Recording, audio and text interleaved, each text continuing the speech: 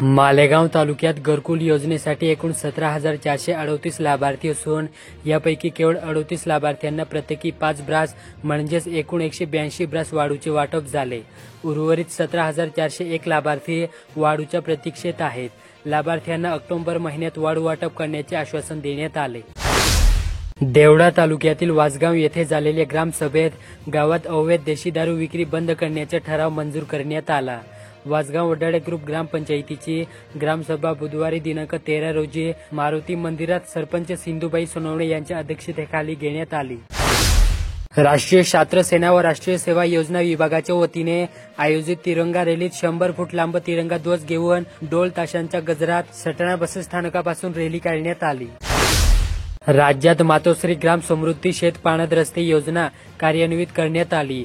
या योजनेअंतर्गत शेताकडे जाणारी रस्त्यांचे मजबूतीकरण केले जाणार, त्यासाठी निधी मंजूर करण्यात येत आहे। रेकॉर्डवर पाणंद रस्त्याची नोंद असतानाही एखादा शेतकरी मध्येच मार्ग अडवित असेल तर महसूल विभाग पोलिसांचे संरक्षण घेऊन रस्ता मोकळा करणार, तसा निर्णय गृह विभागाने घेतला।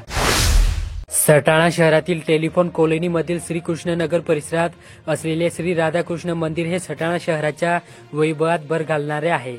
गेल्या 15 वर्षापासून टेलिफोन कॉलनी परिसरात जाधव कुटुंबियांना स्वतःच्या जागेवर श्री राधाकृष्ण मंदिर उभारले आहे।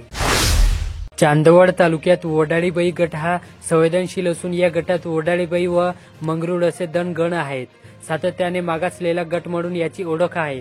वडाळीबाई गटात 5 ते 6 गावांमध्ये जलजीवन अंतर्गत कामे झाली, पाईपलाईन, छोटी टाकी झाली, मात्र पाणी स्रोत नसल्याने गटातील जलजीवनची कामे यशस्वी झाली नाहीत। या गटाला कायमचे पाणी टंचाईचा सामना करावा लागतो। सिन्नर तालुक्यात घरकुल लाभार्थ्यांना 5 ब्रास मोफत वाळू देण्याचे शासनाचे धोरण असले तरी सिन्नर तालुक्यात वाळू डेपो नसल्याने घरकुल लाभार्थ्यांना मोफत वाळू देण्यास महसूल विभागाला अडचणी येत आहेत। त्यामुळे लाभार्थी मोफत वाळूच्या भरवशावर न राहता वेस्ट सेट म्हणजे कृत्रिम वाळूचा वापर करून घरकुलाचे कामे पूर्ण करून घेत असल्याचे दिसते। ग्रामीण भागात सध्या बुरट्या चोरांनी डोके वर काढले असून नागरिकांमध्ये भीतीचे वातावरण निर्माण झाले। या पार्श्वभूमीवर नाशिक ग्रामीणचे पोलीस अधीक्षक बाळासाहेब पाटील आणि अपर पोलीस अधीक्षक आदित्य मिरखेलकर यांच्या संकल्पनेतून तसेच निफाड उपविभागीय पोलीस अधिकारी के पाटील यांच्या मार्गदर्शनाखाली जनसंवाद अभियान राबवण्यात आले।